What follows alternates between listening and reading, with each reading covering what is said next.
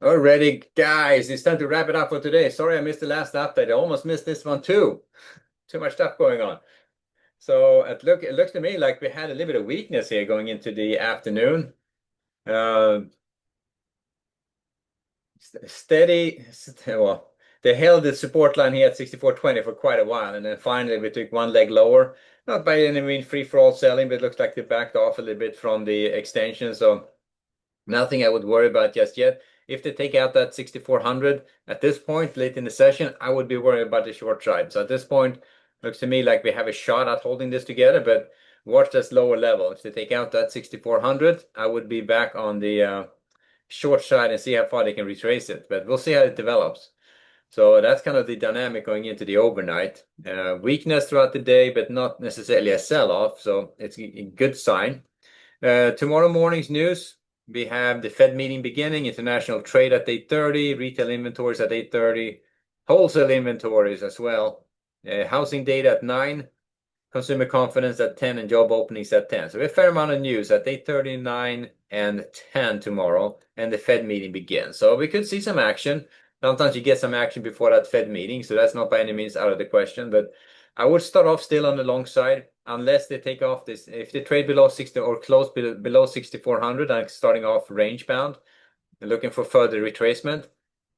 If they still hold above the 6,400s, I'm going to start from the long side again. That's what I'm doing on the ES. So no trades for me today at all. I haven't a little bit too busy in the afternoon to get into it, but it's how it goes. Looking at the Nasdaq and the bond market hasn't moved a whole lot. Just been sitting in this range, going sideways, and no action there. There's going to be some action here late in the week when the Fed meeting comes out, but not right now. Nasdaq also showing a pretty weak showing for the day. They were backing off a bit, reverse retested 430s. Again, stronger showing on the Nasdaq and the ES. So I would start from the long side. If they close below that 380s, I would start up range bound. Otherwise, I would look to buy against the 430s and the 370s for rotations back up, 380s maybe for rotations back up again. So that's how we get started on the Nasdaq. But range bound, Nasdaq looks stronger going into the overnight than the ES for sure. And then finally, so now whizzing through this kind of stuff going on here, but it's no trades at all for me today. Well, sorry, no, I should take it back. One trade on gold. I forgot about that one. One trade on gold here early on when I took that long trade, right, $5 and got out of it.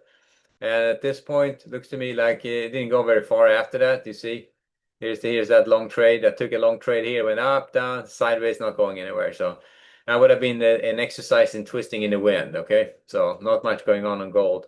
But worth a shot. And looking for retracement of these single prints has not developed.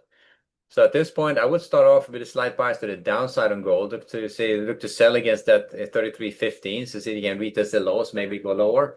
We'll see. But at this point, I'm starting off with a slight bias to the downside. If they take out the 33.15s, I would look for a retracement trade right back up here to the 26s and look for a short setup there again. Above 26s, we are back up in its upper range again. And oil, they're not going anywhere. One big move in the morning, then just flopping around in the range. So not much going on at all on oil. So range bound trading on oil going into the overnight. Looking to sell strength up to the 67.30s. Looking to buy weakness down to the 66s. And that's pretty much the range we start off in the overnight. So there you have it. So range bound oil, gold start with a slight bias to the downside. ES and NASDAQ. Well, ES, we're starting off with a slight bias to the downside, just looking for that early weakness and watching that 6400, see if they're going to come out before the close. But then we have it. So I'll leave it there for now, guys. So we'll see you back in the morning, and we'll go at it again, see how this whole thing shakes out. But I'll see you in the morning. Have a good evening. Later.